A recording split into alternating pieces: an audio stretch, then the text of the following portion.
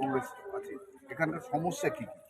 আচ্ছা, প্রথম বলি যে মা বোনদের সুরক্ষা আছে, আমাদের জব যে কাজের সূত্রে আমাদের যারা শিক্ষিত বেকার ছেলেরা চলে যাচ্ছে বাইরের দিকে।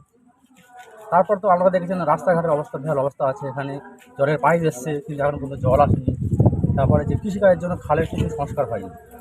আমাদের এখানে যে হসপিটাল আছে সেই হসপিটাল কিন্তু উন্নত এখন হয়নি, ডেভেলপ হয়নি, যতটা পরিকাঠামো দরকার ছিল। কুলপিতে যে বন্দর নির্মাণের একটা ছিল, কুলপিতে আগামী দিনে কি বন্দর তৈরি হবে? সেটা আমার আসছি, প্রসেসিং চলছে, আমার চেষ্টা করছি। আর প্রচারে বিরোধীদের কোনো বাধা পাচ্ছেন? না, অ্যাকচুয়ালি মানুষ তো চলে এসছে এদিকে, সেইভাবে আমার এখন কোনো বাধা পাচ্ছি না। কতটা আশাবাদী মানে আমি এই কুলপি বিধানসভা ভারতীয় জনতা পার্টি জিতবে, আমি 100% আশা। এমনি পেশায় আপনি কি শিক্ষকতা করেন?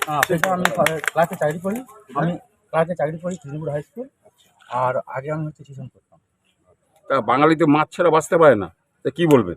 এটা তো সাধারণ আছে যে বাঙালি মাছে ভাতে বাঙালি, এটা ওরা তো মিথ্যা মিথ্যা কথা দিয়ে সরকারটা এখন আছে, সব জায়গাতে মিথ্যা কথা বলে চালিয়ে দিচ্ছে। বাঙালি মাছ খাবে, মানে তার যে খাদ্য তালিকা আছে সেটা থাকবে, আর আমরা আমাদের কাজ করে যাবো। ভোট কতটা নির্বিঘ্ন হবে আশা করছেন? ভোট ভালোই নির্বিঘ্ন হবে।